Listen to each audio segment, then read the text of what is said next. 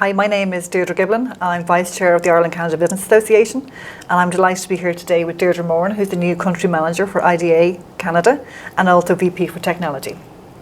So we're thrilled to be here today in IDA's fantastic new premises on 3 Park Place in Hatch Street. And also we're delighted to be here around the same time as the new annual report results have been released. Yeah. So Deirdre, a great day all around for IDA. Absolutely. Welcome to the new HQ. We're delighted to be here. It's beautiful. We just moved in actually in September 2019.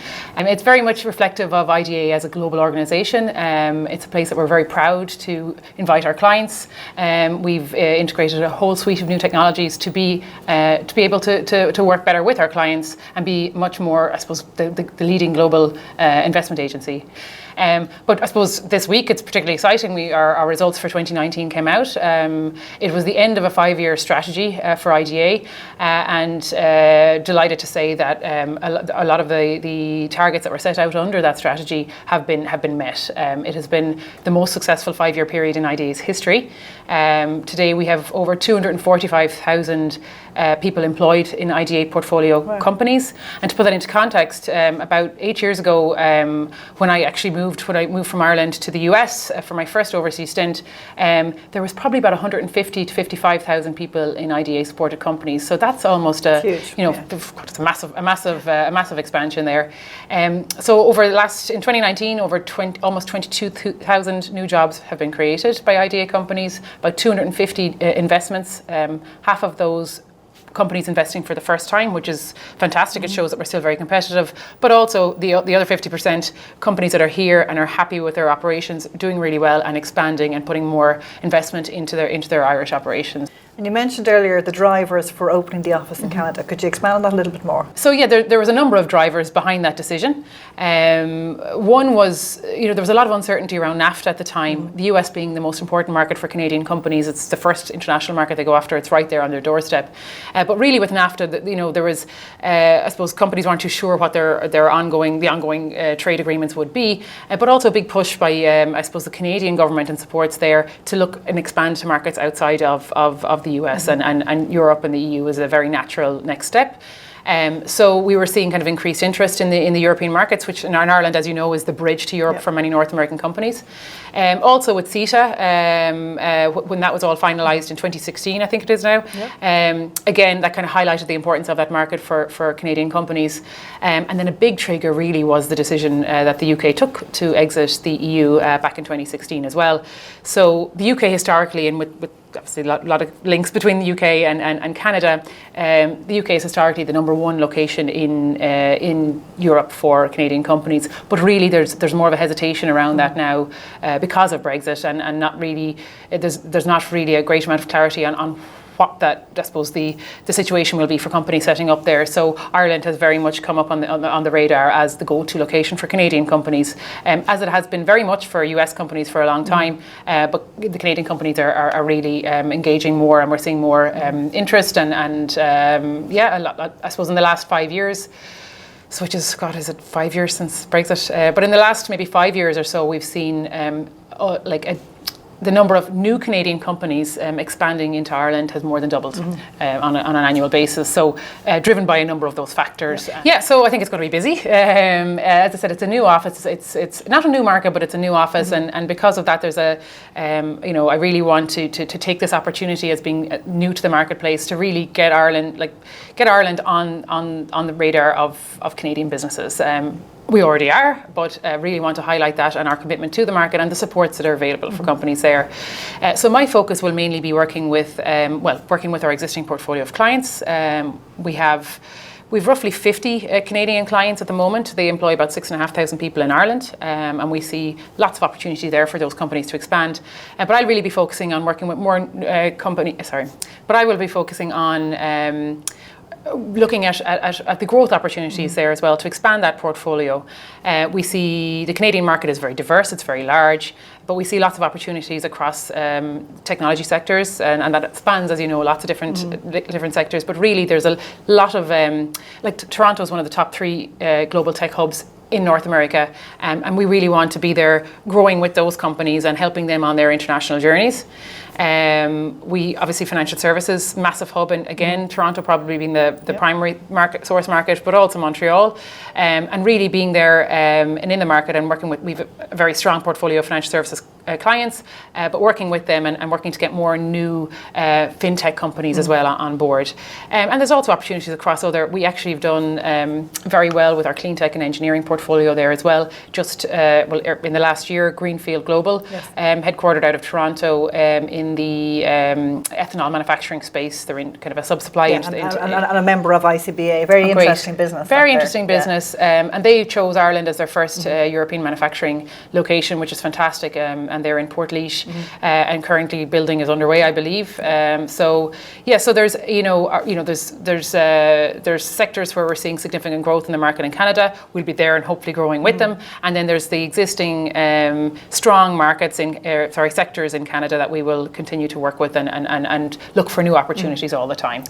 In my day job as Director of National College of Ireland and the IFSC, we're in the heart of financial services across to Silicon Docks, and I see huge opportunity every day from an Ireland-Canadian perspective. When we were in Toronto last year, we were with Toronto Financial Services Alliance. Okay.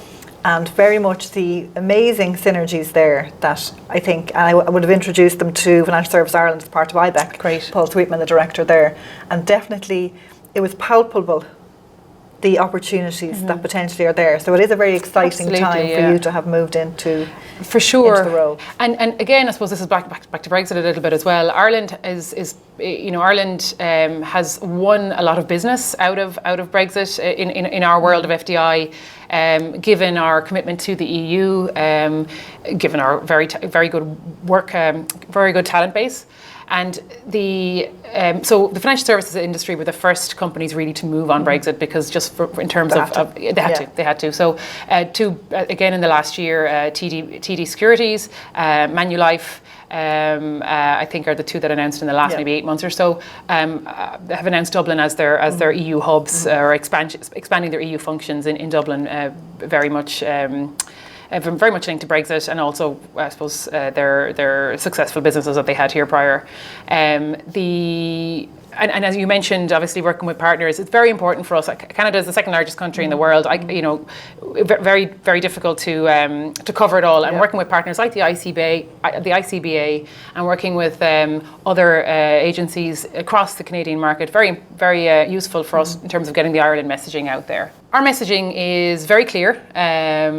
Particularly for Canadian companies, our commitment to the EU and our positivity about the EU as well, actually very important to Canadian companies and accessing the broader EU market. The number one driver and the number one sales pitch to talking to any company about Ireland is access to talent. If they can't get the people to do what they need them to do, there is no proposition. So, and I've seen this before in my previous role, where really it was driven by building out their European business, and they needed to be able to get good managers, tech savvy, well educated.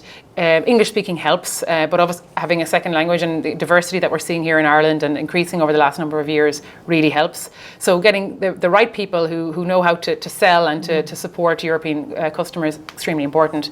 And that access to talent is something that we as a country are doing very well on. We need to continue to do very well on that, and we need to be careful how we're we want to make sure we have the infrastructure in place to continue to have that as a key advantage.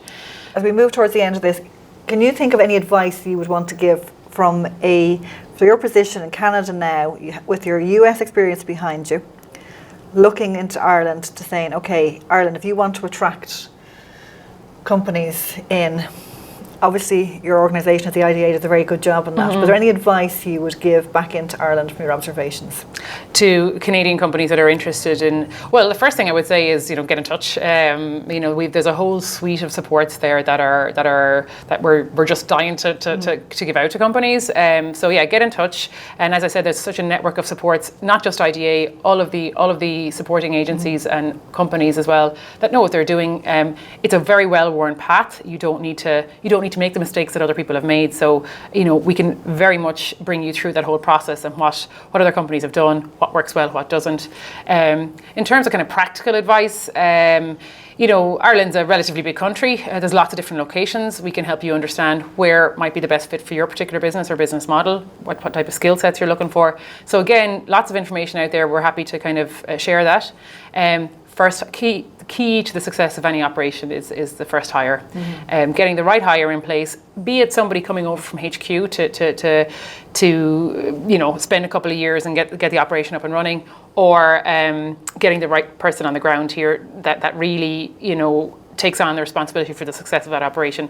If that person isn't right, it can be a tricky start. But if that person is right, you're away to the races. It really makes a massive difference. So Deidre, you're meeting with different companies every day of the week. Yeah.